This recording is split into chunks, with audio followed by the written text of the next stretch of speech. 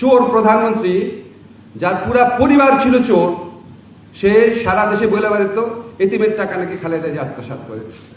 আওয়ামী লীগের কোনো নেতার সাথে দেখা হলে বলতো আপা তো আসলে কিছু করতে পারে না ওনার ছোট বোনের জন্য। কি মানে বোনের প্রতি কি মায়া, বোন চোর দেখে উনি কিছু করতে পারে না। আওয়ামী লীগের নেত্রী আমাদের বলতো, আপনাদের বলতো না? শুনেন নাই কখনো? বোন করে, আসলে উনি করে না।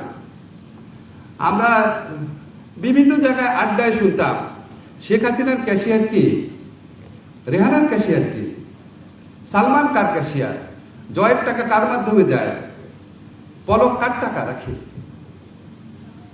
শুনতেন না? শুনেন নাই? কেউ আছেন একজন শুনেন নাই? আছেন? একজনও আছেন যে শুনেন নাই? দুদক তো ছিল, উচ্চ আদালত তো ছিল, কোনো বিচার হয়েছে? কিচ্ছু হয় নাই বিচার। বিচার কার হতো? খালেদা জিয়ার বিচার। 3 কোটি টাকা একটা জায়গায় রেখেছে প্রক্রিয়াগত ভুলের জন্য, একটা টাকা সেখান থেকে কেউ আত্মসাৎ করে নাই। আত্মসাৎ মানে ভোগ করা, করেছিল। 3 কোটি টাকা ব্যাংকে থেকে 6 কোটি টাকা হয়েছে, ওই টাকা কেউ টাচ করে নাই।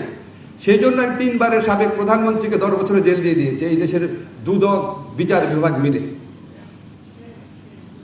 আর সেই চোর প্রধানমন্ত্রী, যার পুরা পরিবার ছিল চোর, সে সারা দেশে বলে বেড়াতো এতিমের টাকা নাকি খালেদা জিয়া আত্মসাৎ করেছে। এই চোরের মুখের সামনে কেউ কোনো কথা বলতে পারতো না। দুদক তার দাসে পরিণত হয়েছিল, বিচার বিভাগ তার দাসে পরিণত হয়েছিল। তো একটা দেশে এরকম একটা পরিস্থিতিতে আপনারা অনেকে কাজ করতে পারেন নাই, অনেক এক্সকিউজ দিতে পারেন, তারপরেও কেউ কেউ কাজ করার চেষ্টা করেছেন। এখন তো সেই পরিবেশ নাই। এখন কি আপনাদেরকে কেউ বলে যে এই চোরের বিরুদ্ধে কেউ মামলা করো না? কেউ আপনাদের তদবির করেছে কোনোদিন? কোনো উপদেষ্টার থেকে ফোন পেয়েছেন? কেউ বলেছে আপনাদের? কেউ তো আপনাদের উপর কোনো রকম হস্তক্ষেপ করছে না। এখন সেগুলি বিচার করেন, তদন্ত করেন, প্রমাণ করেন যে আপনারা আসলে ভালো পরিবেশ পেলে ভালো কাজ করতে পারেন। আমাদের এই দুদকে যারা কমিশনার ছিলেন, পদত্যাগ করার আগে প্রায় শতাধিক মন্ত্রী, ব্যবসায়ী, গত আমলে চুরি করে হাজার হাজার কোটি টাকার মালিক যারা হয়েছে, তাদের বিরুদ্ধে তদন্তের অ্যাপ্রুভালটা দিয়ে গেছেন। এখন তদন্ত করেন। এখন তদন্ত করার কিন্তু কোনো সমস্যা আছে?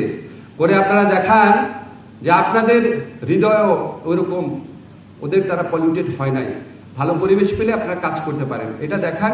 এটাই হচ্ছে সবচেয়ে বড় আপনাদের কাছে আমাদের আকাঙ্ক্ষা, সারা দেশের আকাঙ্ক্ষা।